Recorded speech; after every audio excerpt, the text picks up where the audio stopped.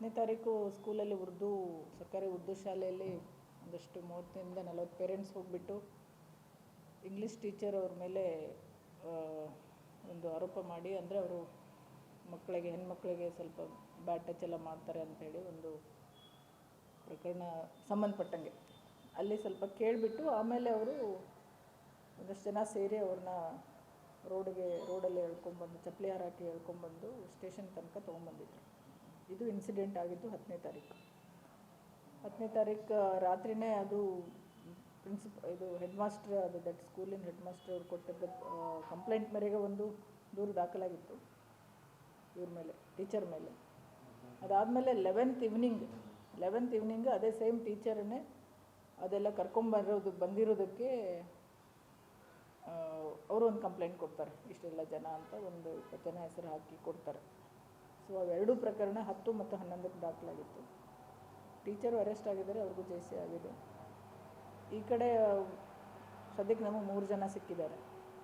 ನಾವೇನು ಮಾಡಬೇಕದ್ರಲ್ಲಿ ಐಡೆಂಟಿಫೈ ಮಾಡಬೇಕು. ಸದ್ಯಕ್ಕೆ ನಿನ್ನೆ ಹಿಂದೂಪರ ಸಂಘಟನೆಗಳು ಬಂದ್ ಕರೆ ಕೊಟ್ಟಿದ್ದರು. ಅದು ಕೂಡ ನಾವು ಅವ್ರಿಗೆ ಹೇಳಿದ್ವಿ, ನಾವು ಆ್ಯಕ್ಷನ್ ಮಾಡಿದ್ದೀವಿ.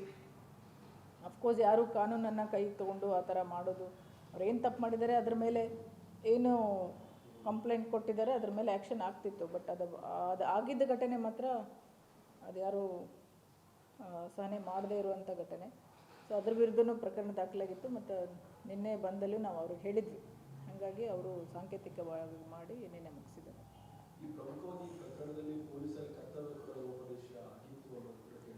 ಅಂತ ಇನಿಷಿಯಲಿ ಇದು ಆಗಿದ್ದಾಗ ನಾವು ಅದನ್ನು ವೆರಿಫೈ ಮಾಡಿದ್ವಿ, ಏನಾಗಿದೆ ಆ್ಯಕ್ಚುಲಿ ಏನಾಗಿತ್ತು ಅಂತ. ಫಸ್ಟು ನಮಗೆ ಮಾಹಿತಿ ಬಂದದ್ದು ಗೊತ್ತಾಗಿಲ್ಲ, ಆಮೇಲೆ ಅವರು ಸ್ಟೇಷನಿಗೆ ಕರ್ಕೊಂಡ್ಬಂದಾಗ ಗೊತ್ತಾಯಿತು ಅಂತ ಹೇಳಿದರು.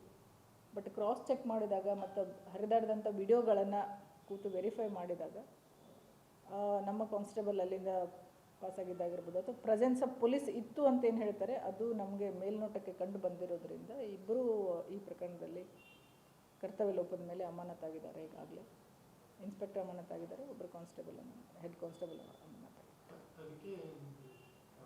ತನಿಖೆ ನಡೀತಾ ಇದೆ. ಅದೀಗ ಹೇಳೋಕ್ಕೂ ಆಗಲ್ಲ, ಹೇಳುವಂಥದ್ದೂ ಅಲ್ಲ.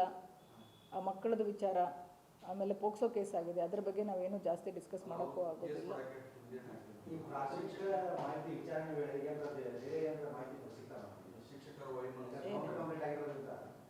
ನೋಡಿ, ಆ ವೈಮನಸ್ಸು ಮತ್ತೊಂದು ಬೇರೆ. ಯಾರು ಆ ವೈಮನಸ್ಸಿಗೆ ಮಕ್ಕಳನ್ನು ಮಧ್ಯೆ ತರೋದು ಸರಿ ಅಲ್ಲ. ಸೊ ಹಂಗಾಗಿರ್ಲಿಕ್ಕಿಲ್ಲ ಅಂತಲೇ ನಮ್ಗೆ ಅನ್ನಿಸ್ತದೆ. ನೋಡೋಣ ಇನ್ವೆಸ್ಟಿಗೇಷನಲ್ಲಿ ಏನಾಗ್ತದೆ.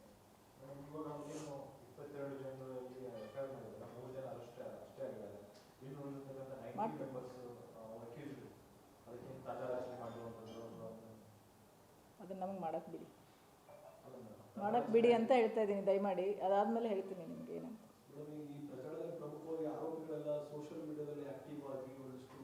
ಅದು ಹಾಕಿದ್ದಾರೆ, ಒಂದು ಆಡಿಯೋ ನಮ್ಮ ಗಮನಕ್ಕೂ ಬಂದಿದೆ, ಅದ್ರ ಮೇಲೂ ಕ್ರಮ ತಗೊಳ್ತಾ ಇದ್ದೀವಿ. ಕಾನೂನು ಮುಂದೆ ಯಾರೂ ದೊಡ್ಡವರಲ್ಲ, ಯಾರೇ ಆಗಿರ್ಬೋದು. ಇವನ್ ನಾವು ಕೂಡ ಪೊಲೀಸ್ ಆಗಿರ್ಬೋದು, ಇನ್ಯಾರೇ ಆಗಿರ್ಬೋದು, ಕಾನೂನು ಮುಂದೆ ಯಾರೂ ದೊಡ್ಡವರಲ್ಲ. ಕಾನೂನು ಕೈ ತೊಗೊಳಕ್ಕಾಗಲ್ಲ. ತೊಗೊಂಡವ್ರ ಮೇಲೆ ಈಗಾಗಲೇ ಏನಾಗಬೇಕು ಅದು ಆಗಿದೆ. ಪ್ರಚೋದನೆ ಮಾಡ್ತಾ ಇದ್ದಾರೆ, ಅದ್ರ ಮೇಲೂ ಏನು ಮಾಡಬೇಕಂತ ನಾವೆಲ್ಲ ಮಾಡ್ತಾಯಿದ್ದೀವಿ. ಈಗ ಇದರಲ್ಲಿ ಏನು ಬೇರೆ ಏನು ನಡೀತಾ ಇಲ್ಲ ರೀ. ಏನಿದೆ ಅದೇ ಆಗಿದೆ. ಕರ್ತವ್ಯ ಲೋಪ ಆಗಿರೋದಕ್ಕೂ ಆ್ಯಕ್ಷನ್ ಆಗಿದೆ, ಅವ್ರು ಹೇಳ್ಕೊಂಬಂದಿದ್ದಕ್ಕೂ ಆ್ಯಕ್ಷನ್ ಆಗಿದೆ. ಅವ್ರು ಆ ಥರ ಏನು ಮಾಡಿದಾರೆ ಕಂಪ್ಲೇಂಟ್ ಕೂಡ ಅದ್ರ ಪ್ರಕಾರ. ಸೊ ಸದ್ಯಕ್ಕೇನು ಇಶ್ಯೂಸ್ ಇಲ್ಲ.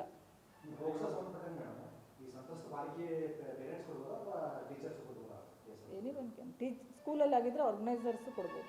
ಸ್ಕೂಲಿಗೆ ಸಂಬಂಧಪಟ್ಟ ಮ್ಯಾನೇಜ್ಮೆಂಟು, ಪ್ರಿನ್ಸಿಪಲು, ಮತ್ತೊಬ್ಬರು ಟೀಚರು, ಅಥವಾ ಮಕ್ಕಳು ಕೊಡೋಕ್ಕಾಗಲ್ಲ, ಮೈನರ್ಸ್ ಇರ್ತಾರೆ, ಹಾಗಾಗಿ ಪೇರೆಂಟ್ಸು ಕೊಡ್ಬೋದು. ಒಂದು ಗಾರ್ಡಿಯನ್ನು ಕೊಡ್ಬೋದು, ಯಾರು ಕೊಡ್ಬೋದು. ಇವರೇ ಕಂಪ್ಲೇಂಟ್ ಕೊಡೋಕ್ಕೆ ಇವರೇ ಆಗಬೇಕು ಅಂತಿಲ್ಲ ರೀ, ಅಲ್ಲಿಗೆ ಸಂಬಂಧಪಟ್ಟವ್ರು ಯಾರಾದರೂ ಆಗುತ್ತೆ. ಸೊ ಈಗ ಹೆಡ್ ಮಾಸ್ಟರ್ ಕೊಟ್ಟಿದ್ದಾರೆ. ಏನು ಸಮಸ್ಯೆ ಇಲ್ಲ, ಎಲ್ಲ ಪೀಸ್ಫುಲ್ಲಾಗಿದೆ. ನಾವು ಎಲ್ಲ ಎರಡೂ ಕಡೆ ಲೀಡರ್ಸ್ ಜೊತೆನೂ ಟಚ್ಚಲ್ಲಿದ್ದೀವಿ, ಏನೂ ಪ್ರಾಬ್ಲಮ್ ಇಲ್ಲ. ನಿನ್ನೆನೂ ಕೂಡ ಎಲ್ಲ ಪೀಸ್ಫುಲ್ಲಾಗಿ ನೋಡಿದ್ದೀವಿ. ಏನ್ರಿ ನೋಡಿ, ಸಿರಿಯಾ ಸಂಸ್ಕೃತಿ ಅಂತ ನಾವು ಹಂಗೆ ಅನ್ನೋಕ್ಕಾಗಲ್ಲ. ಸಮ್ಟೈಮ್ಸ್ ಏನು ಮಾಡ್ತಾರೆ, ಈ ಥರ ಆದಾಗ ಸಡನ್ನಾಗಿ ಹೊಡಿಯೋದು ಮಾಡೋದು ಮಾರಲ್ ಪೊಲೀಸಿಂಗ್ ಅಂತಾರೆ ಅದಕ್ಕೆ, ಆ ಥರ ಮಾಡ್ತಾರೆ. ಮಾಡಬಾರ್ದಂತ ಗೊತ್ತಿದ್ದು ಮಾಡ್ತಾರೆ. ಮಾಡಿದ್ದಕ್ಕೆ ಈಗ ಆ್ಯಕ್ಷನ್ ಆಗಿದೆ.